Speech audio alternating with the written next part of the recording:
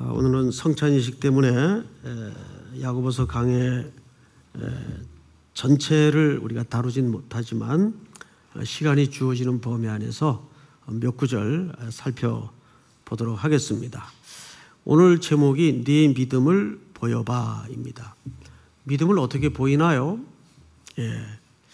우선 첫 절 14절에 보면 이렇게 되어 있죠. 내 형제들아, 만일 사람이 믿음이 있노라 하고 행함이 없으면, 여기 행함이라는 단어보다는 사실 영어 번역에는 좀 차이가 있는데 액션, 행동하는 것으로 번역을 하는 게 조금 더 실제적입니다. 행동하는 것이 없으면 무슨 유익이 있으리요? 그 믿음이 능히 자기를 구원하겠느냐? 자, 여기 두 가지 질문이 있죠. 첫째는 무슨 유익이 있느냐? 두 번째는 그 믿음이 자기를 구원할 수 있겠느냐? 그래서 이 내용을 얼핏 우리 장로교에서 오랫동안 신앙생활 하신 분들 입장에서는 좀 불편할 수가 있어요. 어떤 관점인가 하면, 그럼 구원을 얻는데도 행동이 필요한가? 어떤 조건이 전제돼야 되는가? 이 이야기는 행동에 강조점을 두기 위해서 기록한 의도가 아닙니다. 우리 본문 하나를 좀 자막으로 보도록 하죠. 거짓 선지자들을 삼가라. 이 거짓 선지자들이란 말은 종교적으로 외형상으로는 더없이 완벽한 사람들을 얘기합니다. 성경도 달달달 외우고 잘 가르치고 또 종교적인 규칙과 또 부칙도 잘 지키고 아주 율법에 능통한 자들이죠. 양의 옷을 입고 너희에게 나오나 속에는 노략질하는 일이라. 16절 한번 같이 읽을까요? 시작. 그들의 열매로 그들을 알지니 가시나무에서 포도를 또는 엉겅퀴에서 무화과를 따겠느냐. 자, 너무 상식적인 얘기 같은데 그들의 열매로 뭘 안다고 되어 있습니까? 그들을 안다. 그러면 여기에서 강조하고 싶은 초점이 열매입니까? 그들입니까? 그렇죠. 강조하고 싶은 초점이 열매를 얼마나 맺느냐, 열매가 있느냐 없느냐 이 문제가 아니라 그들이 누구인지를 뭘로 검증하겠다는 겁니까? 열매로 검증하겠다는 거예요. 그러면서 아주 쉬운 예증을 하나 꺼냈어요. 가시나무에서 포도가 맺히는 법이 있겠느냐? 또 엉겅퀴에서 무화과를 따겠느냐? 있을 수 없는 이야기죠. 그렇듯이 신앙생활을 십수년 또는 수십 년을 해도 열매와 삶의 변화가 나타나지 않는다면 왜 열매를 못 맺고 왜 변화가 없느냐? 여기에 방점이 있는 게 아니고 그럼 그 믿음을 의심해 봐야 된다 그 말이에요. 그게 진짜 믿음일까? 제가 야고보서 우린 1장에서부터 무슨 이야기에 근거를 두고 쭉 이 이야기가 흘러오는가를 알아야 됩니다. 하나님께서 우리를 낳으셨답니다. 뭘로 낳으셨다고 되어 있죠? 진리의 말씀으로. 그럼 당연히 우리의 전 삶의 종합적인 영역에서 어떤 열매가 나오는 게 정상일까요? 그 진리에 따른 삶의 결과와 열매가 맺히는 게 정상적인 나무예요. 근데 그게 안 맺힌다면 그 나무가 이게 가짜일 수도 있겠구나라고 의심할 수도 있다는 얘기예요.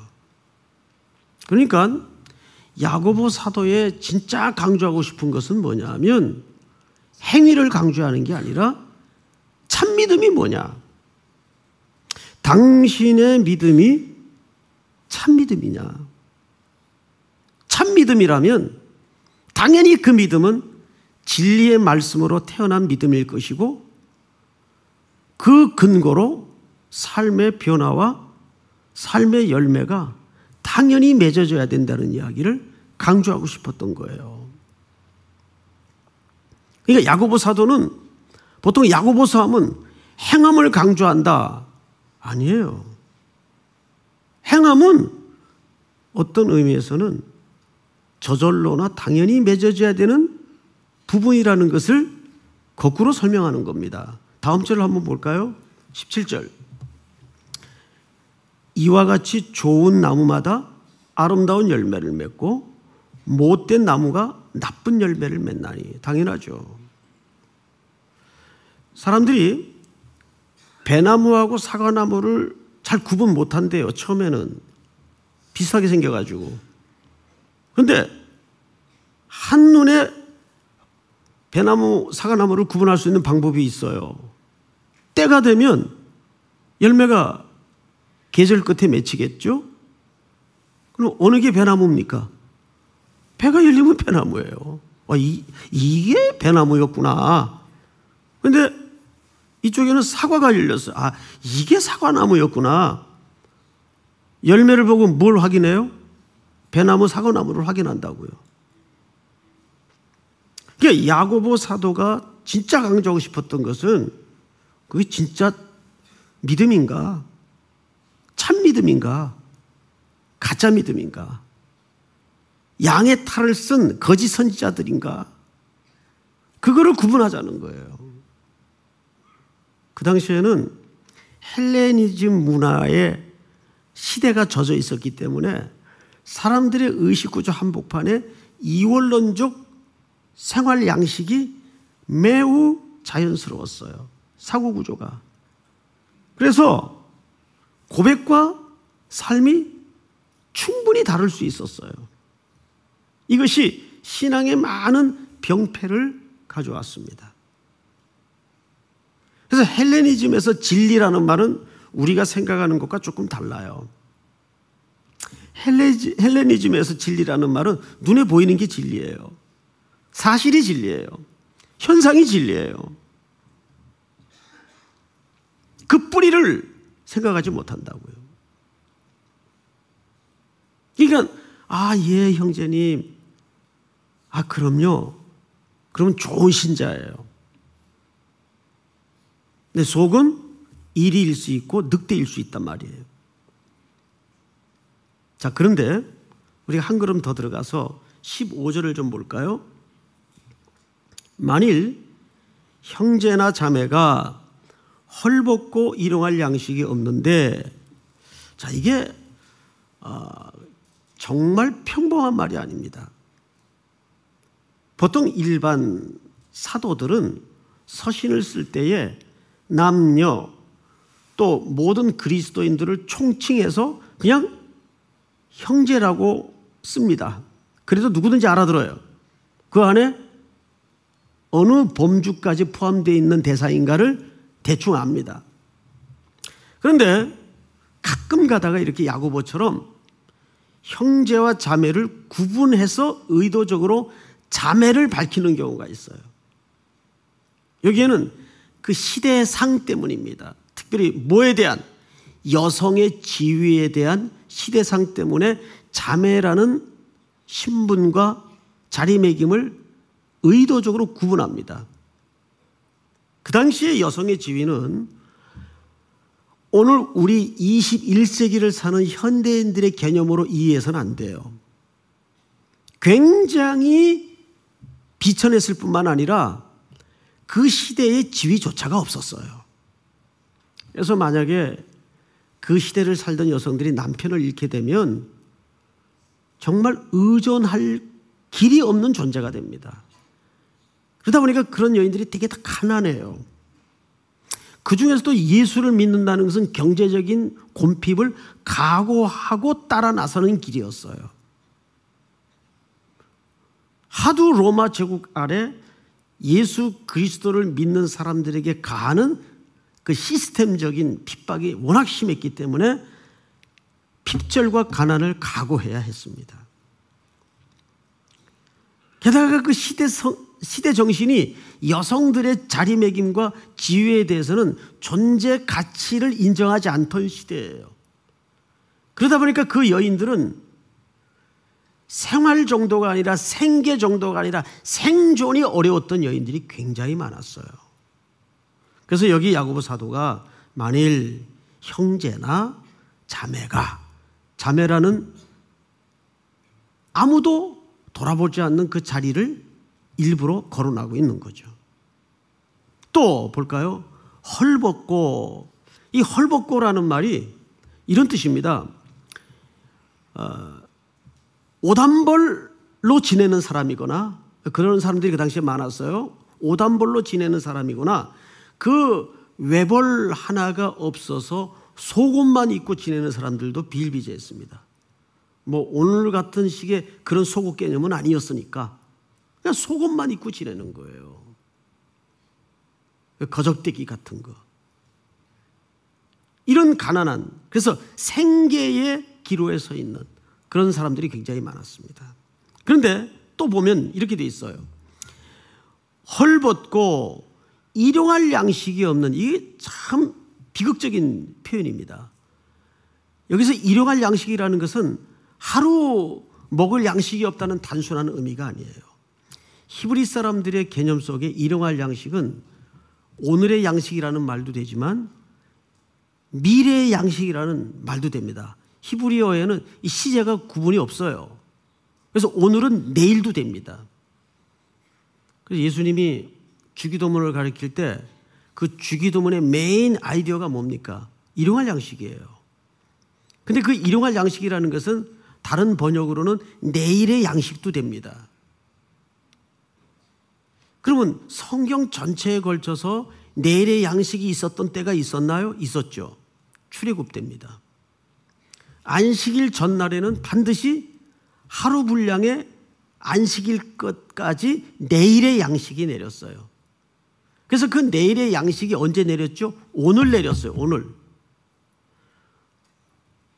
그 이해가 가능했던 것은 히브리 사람들에게는 오늘이나 내일이나 시제가 같기 때문입니다. 그러면 내일은 어느 날의 양식이었어요? 안식일 날의 양식이었어요. 그럼 안식일의 주제와 안식일의 주인은 누굽니까? 그리스도예요. 바로 그 내일의 양식은 그리스도를 얘기합니다. 그러니까 여기 오늘의 양식조차 없는 이런 의미는 은유적으로 이렇게 풀어서 번역할 수 있어요. 미래가 없는, 희망이 없는 그런 사람들을 얘기합니다. 여러분 가깝게는 우리 주변에 보세요. 그리고 이거 헐벗고 오늘의 양식이 없는데라는 말이, 없는데라는 말이 현재 분사로 돼 있어요. 문법 구조를 보면 현재 분사라는 건 무슨 뜻입니까? 이 상태가 지속되고 반복되고 있다는 뜻이에요. 그것이 지금 우리 주변에 늘 가까이서 만나는 고단한 정처 없는 삶을 살아가는 분들의 전형적인 삶의 모습 아니에요. 그들을 돌아보라는 것이 교회 공동체의 과제입니다. 준엄한 시대적 명령이고 성경의 가장 소중한 하나님의 가치였어요. 그러니까 15절 한 절만 보면 만일 형제나 자매가 헐벗고 일용할 양식이 없는데, 이 말이 간단히 들리십니까? 간단히 들어야 될 얘기가 아니에요. 마지막으로 16절을 한번 같이 읽어보십시다. 시작. 너희 중에 누구든지 그에게 이르되 평안히 가라, 덥게 하라, 배부르게 하라 하며 그 몸에 쓸 것을 주지 아니하면 무슨 유익이 있으리요? 이 표현 자체도 2000년 전 시대로 거슬러 올라가서 어떤 용례로 쓰여졌는가를 이해를 가지고 들어갈 필요가 있는데, 평안히 가라라는 말은 마치 무슨 인사와 복을 빌어주는 것처럼 느껴지지만 이런 뜻입니다. 우리 여기까지다. 평안히 가시오. 우리 대화는 여기까지입니다. 그러니까 이게 굉장히 비열한, 아주 냉소적인 표현입니다. 평안히 가시오. 당신하고 나는 여기까지입니다. 그런데 그 뒤에 이야기를 잘 들어보세요. 평안히 가라, 덥게 하라, 배부르게 하라 하며 그 몸에 쓸 것을 주지 아니하면. 그러면 잘 보세요. 당신하고 나는 여기까지인 것 같습니다. 가서 덥게 하시고 배부르게 하십시오. 그러면 지금 이 사람이 그 사람의 필요를 구체적으로 알고 있다는 얘기입니까? 모르고 보낸다는 얘기입니까? 알고도 보낸다는 얘기예요. 그런데도 필요를 채워주지 않고 당신하고 나는 여기까지인 것 같습니다. 내 당신 위해서 기도 많이 해줄게. 이런 뜻이에요. 종교의 껍데기로 포장하는 거죠. 내 당신의 허기를 위해서 기도할게요. 당신과 나는 여기까지입니다.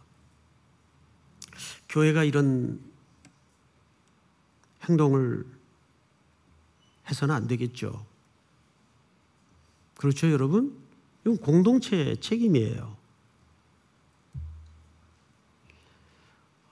이 부분에 대해서 너무너무 예수님의 마음을 담아 나눌 이야기가 참 많습니다. 오늘 낮에 못다한 이야기는 오늘 저녁에 누가복음 11장에 한밤중 찾아온 친구의 이야기가 풀어질 겁니다. 거기에 진짜 결론이 있어요. 오늘 저녁에 다 나오시기 바랍니다. 결론은 오늘 밤에 하도록 하겠습니다. 다 일어나십시다.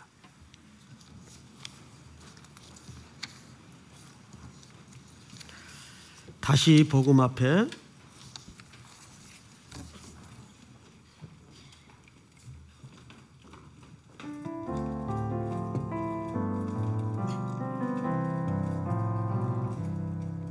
많은 이들 말하고 많은 이들 노래는 하지만 정작 다시 남는 길 두려운 생각보다 많이 힘들고 험한 길보단 그저 말로만 가려기에 점점 멀어져만 가네. 내게 생명 주었던 그 길 점점 이용하려 하네. 내게 사랑 주었던 그 길 다시 보는 앞에 내 영혼 선에 주님 만난 그때 나 다시 돌아가 주님께 예배드리며 다시 십자가의 길 걸으리. 하나님, 우리 삼일교회와 한국교회가 행함의 열매가 있는 복음 앞으로 다시 돌아가게 하여 주시옵소서. 특별히 우리 주변에 눈에 느끼게 하시고 보이게 하시는 미래가 없는 인생들을 향하여 귀 닫고 눈 감고 입 닫지 않도록 순종케 하여 주시옵소서. 지금은 우리 구주 예수 그리스도의 은혜와 아버지의 사랑과 성령님의 교통하심이 머리를 숙여 경배하는 사랑하는 우리 삼일의 모든 성도들, 해외, 군에 멀리 출타 있는 가족들, 그리고 복중의 생명들까지 영원토록 함께 있을지어다. 아멘.